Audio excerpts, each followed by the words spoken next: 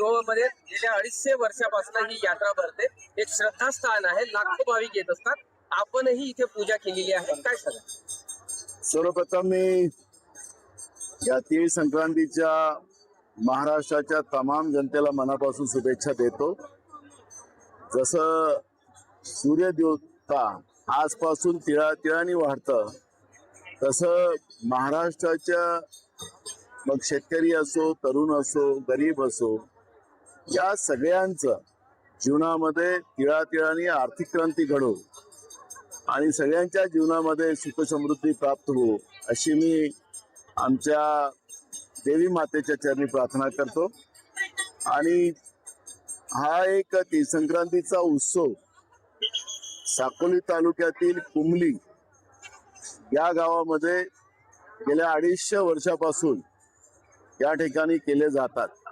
आणि याचं एक वेगळं महात्म्य आपल्याला पाहायला मिळतं. नुसतं या आजूबाजूच्याच गावातून किंवा जिल्ह्यातून लोक येत नाही, तर मध्य प्रदेश, छत्तीसगड आणि महाराष्ट्रातून अशा 3-4 राज्यातली लोक या ठिकाणी आपल्या आईच्या चरणी माथा टेकण्यासाठी येतात.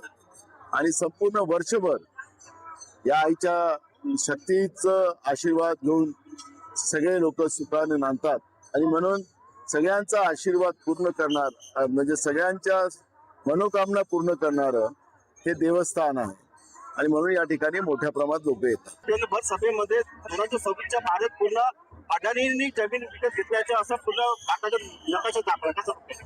बरोबर आहे. आमचे नेते राहुल गांधीजी या पद्धतीची प्रतिक्रिया लोकसभेत असेल, रस्त्यावर असेल, त्यांनी अडाणीला भारत कसा विकला जातो आहे, हिंदुस्थान कसा विकला जातोय, त्याची भूमिका आजपासून नाही तर 2014 पासून आमचे नेते राहुल गांधीजी मांडतात आहे. जागतिक पातळीवर जेव्हा देशाचे प्रधानमंत्री जातात त्यावेळेसही त्या अदानीला कॉन्ट्रॅक्ट कसा मिळेल त्या देशातला, तो प्रयत्न केला जातो. आणि अनेक देशामध्ये त्या पद्धतीचे अनेक म्हणजे नरेंद्र मोदींनी अदानीला कॉन्ट्रॅक्ट भेटवून दिलेलं आहे, हे पण आपण पाहिलेलं आहे. आणि त्याच्यामुळे देशाचे प्रधानमंत्री हेच एका व्यक्तीसाठी, देशाच्या जनतेसाठी काम करत नाही, एका अडाणीसाठी काम करतात. ही भूमिका काँग्रेस आणि आमचे नेते राहुल गांधींनी अनेकदा मांडली. त्याचं एक प्रेझेंटेशन राज ठाकरेंनी मांडलेलं आहे. महाराष्ट्राला कसं विकलं गेलेलं आहे हे त्यांनी प्रेझेंटेशन मांडलेलं आहे.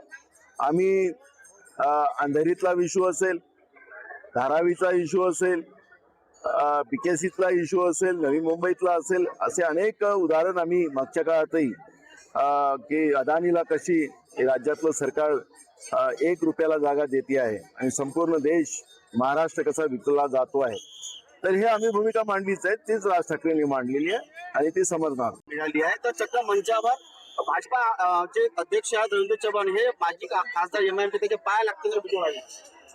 मी तुम्हाला सांगितलं की MIM आणि भाजप हे दोन्ही पक्ष एकत्रितच आहेत. आम्ही आज नाही, कालपासून सांगत होतो. तर आता ते खरं झालेलं आहे. आणि म्हणून हा जो हिंदू मुसलमान वाद, तो OAC येऊन इकडे हिंदूला शिवा घालतो आणि BJP हे मुसलमानाला शिवा घालते. आणि हा जो तमाशा दाखवलेला आहे, BJP ना धड हिंदूची आहे, धड मुसलमानाची आहे, हे फक्त सत्तेची आहे. आणि सत्तेसाठी जे काही करता येईल ते करण्याचं काम BJP करते. आणि म्हणून OAC आणि BJP आपल्याला एकत्रित पाहायला मिळते. कृषी विभागाच्या अधिकाऱ्यानं मारहाण केल्याचा संतप्तनाक प्रकार समोर आलाय, काय प्रतिक्रिया? राज्याचे कृषी मंत्री 1 रुपयामध्ये भिकारी घेत नाही असं शेतकऱ्यांची पीक विमा योजनेमध्ये चर्चा करत होते. त्यांच्या बायकांच्या अंगावर कपडे, त्याला पायात चप्पल, त्याच्या अंगावरचे कपडे हे आम्हीच देतो असं सत्ता पक्षातले आमदार बोलत होते. आणि आता त्यांचे अधिकारी आता शेतकऱ्याला जोड्याने मारत असतील तर याच्यापेक्षा आज वाईट परिस्थिती काय? आणि म्हणून महाराष्ट्रातलं सरकार शेतकऱ्यांवर अत्याचार करणारं सरकार आहे, शेतकरी विरोधी आहे. हे जे आम्ही कालपर्यंत आरोप करतो ती वस्तुस्थिती आता जनतेच्या समोर आलेली. शेवटचा दिवस आहे, प्रचाराची मुदत संपली असताना निवडणूक आयोगाने तुम्ही घरोघरी जाऊन राजस्वपणे प्रचार करू शकता असे म्हटले आहे. त्यामुळे निवडणूक आयोगाचे असे मागणी संशयास्पद असून निवडणूक आयोगाने सत्ताधाऱ्यांना लक्ष्मी दर्शनासाठी आजचा दिवस दान दिला अशी टीका संजय राऊतने केली. कसं आहे की निवडणुकांची जी काही आचारसंहिता जी असते या टीएन सेशननी या देशामध्ये घालून दिलेली आहे आणि त्याला आपल्याला पाहिलं असेल की राजीव गांधीजींनी घटनादुरुस्ती करून निवडणूक आयोगाला जी स्वायत्ता दिली ती स्वायत्ताच आता संपवली आणि निवडणूक आयोगच आमच्या खिशात आहे अशा पद्धतीची परिस्थिती आपण पाहतोय. काल महाराष्ट्राच्या 12 जिल्हा परिषदेच्या निवडणुका जाहीर झाल्या आणि विदर्भ आणि मराठवाड्यातल्या जिल्हा परिषदा त्या ठिकाणीतून त्याला आरक्षणाच्या नावाने बाजूला ठेवण्यात आला. माझा निवडणूक आयोगाला सवाल आहे आणि भाजपच्याही नेत्यांना सवाल आहे की महानगरपालिकाच्या निवडणुका आपण घेतल्यात, नगरपालिकांच्या निवडणुका घेतलात, नगरपंचायतच्या निवडणुका तुम्ही घेतलात, तर मग त्यावेळेस कुठलं आरक्षण नव्हतं का? मग ह्या आरक्षणाच्या बिनाने निवडणुका घेतल्यात का? मग ह्या निवडणुका ते रद्द करणार आहेत का? या पद्धतीचं जे निवडणूक आयोगासारख्या व्यवस्थेने ज्याला निष्पक्षपणाने या निवडणुका घेतल्या गेल्या पाहिजेत अशा पद्धतीचं आपण संविधानिक अधिकार त्यांना दिलेत. पण आता जिल्हा परिषदच्या निवडणुकीतला जे काही आपण चित्र पाहतो आहे टप्प्याटप्प्याने निवडणुका घेऊन सत्ताधीशांना कसा फायदा देता येईल या पद्धतीचा हा प्रयत्न सुरू झालेला आहे. आणि त्याच्याही नंतर फडणवीसांनी काल जाहीर केलं की आम्ही 29ही महानगरपालिका जिंकू आणि बंपर मेजॉरिटीत जिंकू. तर लक्ष्मी दर्शन करून जिंकवणार आहात का की मशीनमध्ये गडबड करून जिंकवणार आहात का? लोकांचा आशीर्वाद तुम्हाला नको का? आणि एकीकडे महागाई, एकीकडे बेरोजगारी, शेतकऱ्यावर अन्याय होत असताना तुम्ही असा दावा कसा करू शकता? तुम्ही सरकारच्या बद्दल महाराष्ट्राच्या जनतेमध्ये फडणवीसाच्या सरकारच्या बद्दल महाराष्ट्रामध्ये लोकांमध्ये तीव्र चीड आहे, राग आहे आणि तरी हे दावा करतात.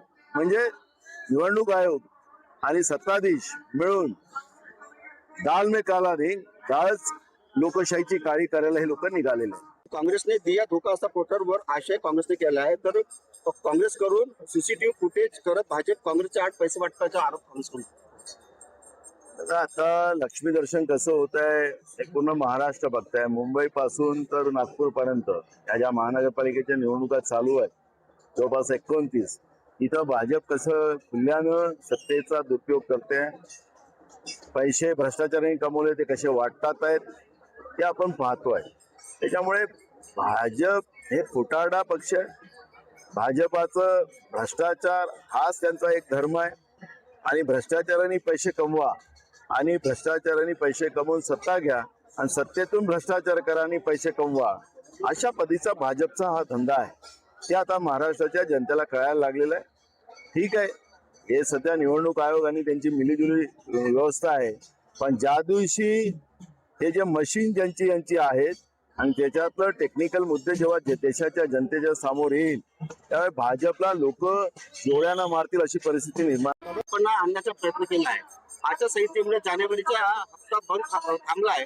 ती योजना बंद झाली असं प्रचार काँग्रेसने केलं अशी टीका बघा, आमचं म्हणणं आहे आम्ही तर आमचा जाहीरनामा त्यांनी वाचावा. आम्ही 3,000 रुपये दर महिन्याला लाडक्या बहिणीला द्यायला आमची भूमिका होती आणि आमच्या जाहीरनाम्यात टाक. यांनी तर 2100 रुपये देण्याचं सांगितलं होतं. 1500च का? पण 1500 रुपये देत असताना ज्या पद्धतीनं 5,000 रुपयाची महागाई वाढवली, डिझेल, पेट्रोल, गॅस, किराणा या सगळ्या व्यवस्थेमध्ये जी महागाई वाढवली, 1,500च्या जागी 5,000 रुपये लाडक्या बहिणीकडून घेतलेत. तर लाडक्या बहिणीचा खाणारे जे भाऊ असतात त्याचा पैसा खाणारे, तिच्या मेहनतीचा, तिच्या पोराबाळाच्या तोंडातला घास हिसकणाऱ्या भावांना काय म्हणतात?